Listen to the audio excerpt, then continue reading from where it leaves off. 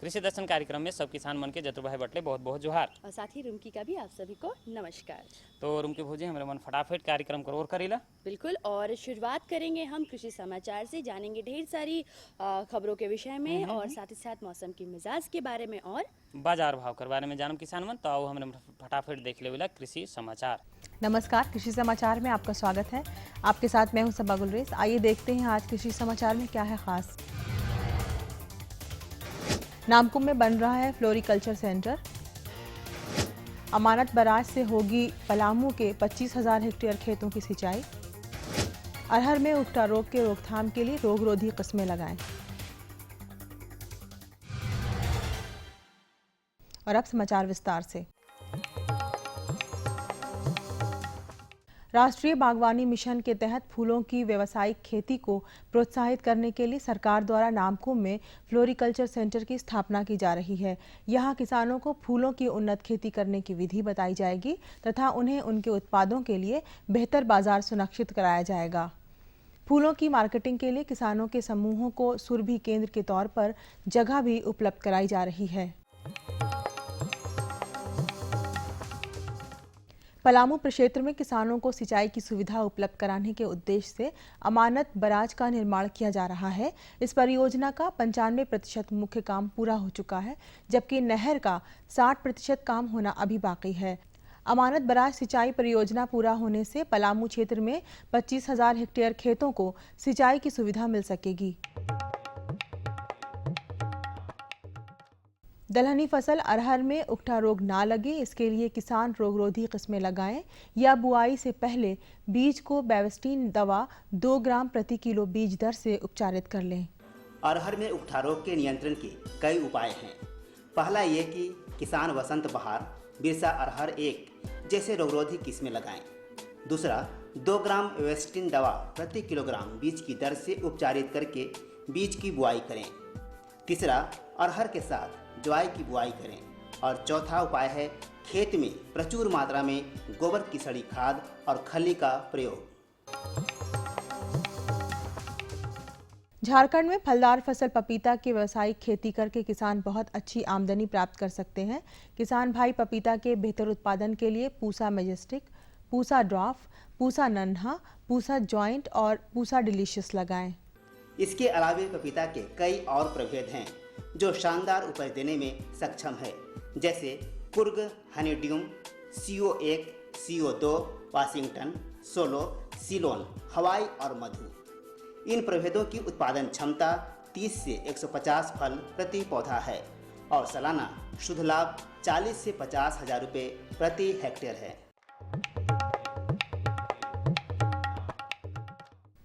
बक्खर एक ऐसा कृषि उपकरण है जिसकी सहायता से किसान भाई बड़ी सरलता से अपने खेतों की तैयारी और खरपतवार नियंत्रण करने का काम कर सकते हैं। इसकी कार्यक्षमता 1 से 1.5 एकड़ प्रतिदिन है। आज हम आपको एक ऐसे सफल किसान से मिलवाने जा रहे हैं जो अच्छी उपज पाने के लिए फसल चक्र पर खास ध्यान देते हैं। आइए मिलते हैं उस किसान से जो ये बात बहुत अच्छी तरह से जानते हैं कि फसल बदल बदल कर लगाने से उत्पादन पर अनुकूल प्रभाव पड़ता है और यही वजह है कि ये अपनी सभी फसलों से अच्छी उपज पाते हैं। मेरा घर गिद्धौर है। मेरा पिताजी खेती करते थे, हम लोग भी करते हैं खेती। यहाँ ससुराल ने भी आके विकास करके बाल बच्चा को पढ़ाते हैं, सब अच्छा सा परिवार रहते हैं, खाते पीते हैं।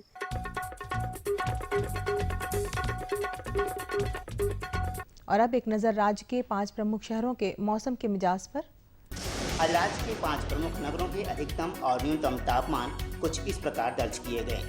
रांची का अधिकतम तापमान 31 डिग्री सेल्सियस और न्यूनतम 25 डिग्री सेल्सियस। जमशेदपुर का अधिकतम तापमान 32 डिग्री सेल्सियस और न्यूनतम 24 डिग्री सेल्सियस। मेदिनीनगर का अधिकतम तापमान 33 डिग्री सेल्सियस और न्यूनतम 25 डिग्री सेल्सियस। देवघर का अधिकतम तापमान 32 डिग्री सेल्सियस और न्यूनतम 26 डिग्री सेल्सियस। वहीं धनबाद का अधिकतम तापमान 33 डिग्री सेल्सियस और न्यूनतम 25 डिग्री सेल्सियस दर्ज किया गया।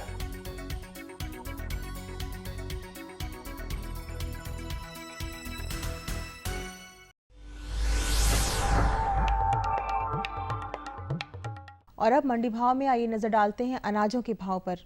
आज कृषि उत्पाद बाजार समिति पंडा रांची में विभिन्न खाद्यान्नों के थोक भाव कुछ इस प्रकार दर्ज किए गए। चावल मोटा 1900 रुपये से 2100 रुपये, चावल मध्यम 2200 रुपये से 2600 रुपये, चावल उत्तम 2700 रुपये से 5100 रुपये, गेहूँ 1400 रुपये से 2200 रुपये, चना 3700 रुपये से 4100 रुपये, दाल अरहर 5700 रुपये से 6700 रुपये, दाल मसूर 4600 रुपये से 5100 रुपये, दाल चना 4600 रुपये से 5200 रुपये, सरसों तेल 8600 रुपये से 9600 रुपये, चीनी 3300 रुपये से 3400 रुपये, आलू 800 रुपये से 950 रुपये और प्याज 3700 रुपये से 4600 रुपये प्रति क्विंटल रहा।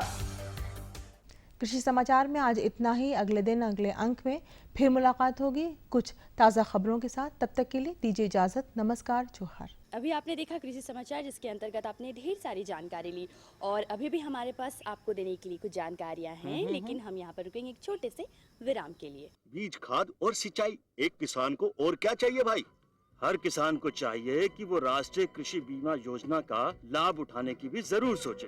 कृषि मंत्रालय, भारत सरकार एवं राज्य सरकार द्वारा संचालित राष्ट्रीय कृषि बीमा योजना, जिसके तहत प्राकृतिक विपदाओं, फसल के रोगों, कीटों एवं अन्य कारणों से बीमित इकाई क्षेत्र की उपज अगर गारंटीड उपज से कम हो जाती है तो सभी बीमित किसानों को क्षतिपूर्ति दी जाती है। Agriculture insurance company of India द्वारा लागू राष्ट्रीय कृषि बीमा योजना का लाभ उठाएं। तुरंत निकट के सरकारी बैंक की शाखा या कृषि अधिकारी से संपर्क करें। संपन्न भारत की पहचान, बीमित फसल, खुशहाल किसान। ये लो और बताओ। बस। अरे ये क्या भैया जी, बस इतनी सी रासायनिक खाद? किसानी छोड़ रहे हो क्या? किसानी नहीं, नादानी छोड़ रहे हैं। मिट्टी की जांच कराई है। अब तो लाला जी जितनी जरूरत है उतने ही उर्वरक खेत में डालेंगे। हाँ, किसान भाई आज ही अपने जिले की नजदीकी भूमि परीक्षण प्रयोगशाला में मिट्टी की जांच जरूर करवाएं और मिट्टी में पोषक तत्व, नमी व पौधे के विकास को देखते हुए केवल जरूरत के अनुसार ही पोषक तत्व डालें। और हाँ, मिट्टी में गंधक, जस्ता, बोरोन जैसे सूक्ष्म पोषक तत्वों का पता लगाना भी न भूलें। उर्वरक और जैविक खाद के सही उपयोग से भूमि का उपजाऊपन बनाए रखें, उत्पादकता बढ़ाएं, खर्चा घटाएं और बहुमूल्य विदेशी मुद्रा बचाने में भी सहयोग दें। और हाँ, धीमी गति से नाइट्रोजन उपलब्ध कराने वाले उर्वरकों जैसे नीम लेपित यूरिया को प्राथमिकता दें और यूरिया का पत्तों पर छिड़काव करें। अरे वाह, तू तो सचमुच समझदार हो गया रे। अधिक जानकारी के लिए संपर्क करें जिला कृषि अधिकारी या किसान कॉल सेंटर।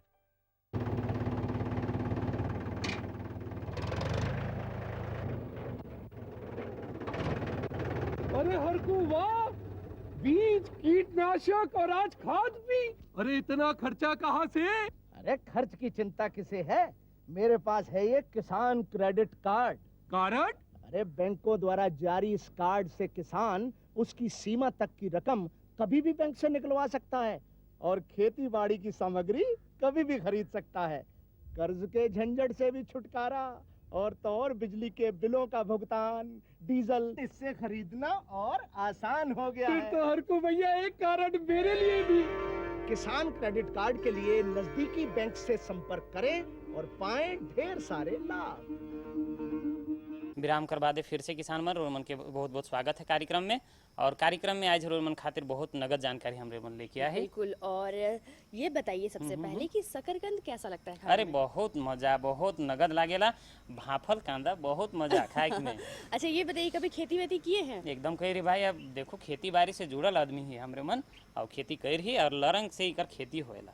बिल्कुल। और खाने में भी ये मीठा आलू भी कहते हैं इसे, काफी स्वादिष्ट लगता है। इसको बॉईल करके खाया जाता है, बहुत सारी चीजें इससे बनाई भी जाती है, आटा भी बनता है। और देखो इकर में है नी पानी का कम दरकार लगेला है नी, तो किसान मन आओ हमरे मन इकर बारे में जानकारी कर लेवले कि कम वर्षा पर आधारित शकरकंद कर हमरे कैसे उन्नत तरीके से खेती कर सकीला। जानकारी हमरे मन के देवत हैं शिवेंद्र कुमार दुबे। शिवेंद्र जी, जैसा कि हमने विषय चुना है कम वर्षा में शकरकंद की उन्नत खेती के बारे में, तो इसका तात्पर्य कैसे और किस प्रकार किसान भाई करेंगे, विस्तार से बताएं। चतरा एक कम आच्छादित क्षेत्र है जहां बारिश बहुत ही कम होती है और इस बार और भी बारिश कम हुई है, इसलिए जहाँ की ऊंची ज़मीन जो खाली और परित रह जाता है उस परिप्रेक्ष्य में हम लोग शकरकंद की खेती करके अच्छा आय कमा सकते हैं, जिससे किसानों को धान और मक्का अरहर की क्षतिपूर्ति भी हो सकती है। शिवेंद्र जी, जैसा कि आपने बताया कि कम वर्षा का क्षेत्र है, तो इसके लिए किसानों को किस प्रकार के खेत का चुनाव करना पड़ता है? इसके लिए ऊपरी ज़मीन जो अच्छी जल निकास वाली बलुई दोमट मिट्टी, जिसके जो मिट्टी हल्की होती है वो ज़्यादा अच्छी होती है, क्योंकि ये कांदा वाला फसल के लिए हमेशा बलुई दोमट मिट्टी का हम लोग उपयोग करते हैं, जिसमें कि बारिश का जल ज़्यादा लीच न करे और ज़्यादा टिके नहीं। उसके लिए हम लोग ऊंचा ज़मीन जो अच्छा जल निकास हो उसी खेत का हम लोग चुनाव करते हैं और उसी खेत में हम लोग इसका बुआई करते हैं। शिवेंद्र जी, अभी आपने बताया कि दोमट मिट्टी और बलुआई मिट्टी की, इसके बाद बात आती है किस्मों की। इसके बारे में आप हमारे किसान भाई को बताएं किस प्रकार किस्मों का चुनाव करें। देखिए, शकरकंद मुख्यतः दो तरह का होता है, एक लाल और एक सफ़ेद। सफ़ेद रंग का उत्पादन भी कम नहीं होता है, लेकिन इसको बाज़ार में उत्पादन मूल्य कम मिलता है, जिसके कारण लोग लाल शकरकंद की ओर ज़्यादा उन्मुख रहते हैं। लाल शकरकंद में आप लगा सकते हैं पूसा सफ़ेद और श्री नंदिनी, ठीक है, और नहीं, सफ़ेद में लगा सकते हैं हम लोग पूसा सफ़ेद और श्री नंदिनी, और लाल शकरकंद में हम लोग लगा सकते हैं श्री भद्रा बिरसा शकरकंद। ये बहुत ही अच्छी क्वालिटी है, अच्छा क्वालिटी का नस्ल है और एक किस्म है, जिसके कारण इसका उत्पादन ज़्यादा होता है और कम समय में ये हो जाता है और कम बारिश में भी ये अच्छा से अच्छा उत्पादन देकर जाता है, जिसके कारण किसानों को ज़्यादा से ज़्यादा मुनाफा मिल सकता है। अब बात आती है कि सही समय, किसान भाई किस समय शकरकंद की खेती करें और लगाने की विधि के बारे में। ये है, यहाँ आप शुरू में ही आपको हम बता चुके हैं कि यहाँ वर्षा बारिश आधारित ही खेती होती है, लेकिन यहाँ बारिश कम भी होता है। इसके लिए हम लोग अगर जून का दूसरा सप्ताह अगर हम लोग चुनाव करें तो ये ज़्यादा अच्छा होगा, लेकिन हम लोग लगाने का समय में अगर उचित देखेंगे तो हम लोग का समय होता है जून से लेकर सितंबर तक। सितंबर दूसरा सप्ताह तक हम लोग शकरकंद की खेती कर सकते हैं, लेकिन सबसे सर्वोत्तम माना जाता है जून के दूसरा सप्ताह से लेकर लास्ट सप्ताह तक। शकरकंद की खेती में आपको समय सबसे बड़ा महत्वपूर्ण चीज़ है, क्योंकि अगर आप उसको बाज़ार में अगर अच्छे ऊंचे दाम पे अगर आप उसको बेचना चाहते हैं तो इसके लिए हमको समय ज़्यादा देखना ज़रूरी है। अगर जून के समय अगर हम लोग लगाते हैं शकरकंद, तो वो उसका उत्पाद जो हमारा अक्टूबर आसपास, अक्टूबर और नवंबर में निकलेगा, तो उस समय एक हिंदुओं का सर्वश्रेष्ठ पर्व माना जाता है, जिसको छठ बोला जाता है। छठ में शकरकंद की बिक्री बहुत ज़्यादा बढ़ जाती है। उस समय अगर ये किसान अगर उस समय निकालेगा तो उस समय एक कंदा का वैल्यू हो जाता है 4 से 5 रुपये करीब करीब। और दूसरा चीज़, अगर खाने के रूप में उपयोग जो शकरकंद करते हैं हम लोग, उसको लेट से भी लगा सकते हैं, जिसको हम लोग पिछात बोलते हैं, जो हम लोग सितंबर माह में भी उसका खेती को किया जा सकता है। लेकिन वर्षा आच्छादित बेल्ट होने के कारण हम लोग इसको जून में ज़्यादा प्रीफेर करते हैं, जून के दूसरे सप्ताह में, लेकिन हम लोग लगाने का समय इसको जून से लेकर अगस्त तक मानते हैं। सबसे पहला चीज़ कि मट्टी पलटने वाला हल्स के द्वारा 2 से 3 गहरी जुताई करने के बाद उसमें हम लोग जितना ज़्यादा हो सके कंपोस्ट की मात्रा, ऐसे अनुशंसित है उसमें 120 टन करीब करीब, लेकिन किसानों के पास जितना उपलब्ध हो ज़्यादा से ज़्यादा मात्रा को हम लोग कंपोस्ट डालते हैं, क्योंकि उससे होता क्या है कि मिट्टी हमारा एकदम बिल्कुल हल्की रह जाती है। तो मिट्टी हल्की जब होगी तो ज़्यादा कंदा हमारा बैठेगा। तो इसके लिए हम लोग ज़्यादा से ज़्यादा कंपोस्ट का मात्रा को डालते हैं। दूसरा चीज़ है, इसमें महत्वपूर्ण चीज़ है कि हम लोग एसएसपी का मात्रा और एमओपी का मात्रा, म्यूरेट ऑफ पोटास और सिंगल सुपर फास्फेट का मात्रा ज़्यादा से ज़्यादा मात्रा में डालते हैं। इसमें खाद की मात्रा, अनुशंसित खाद की मात्रा है 60 केजी यूरिया, 375 किलो एसएसपी और 50 किलो म्यूरेट ऑफ पोटास। ये लगाते समय हम लोग लगाते हैं, इसमें डालते हैं खेत में, खेत के तैयारी वक्त ही उस समय उसमें हम डाल देते हैं।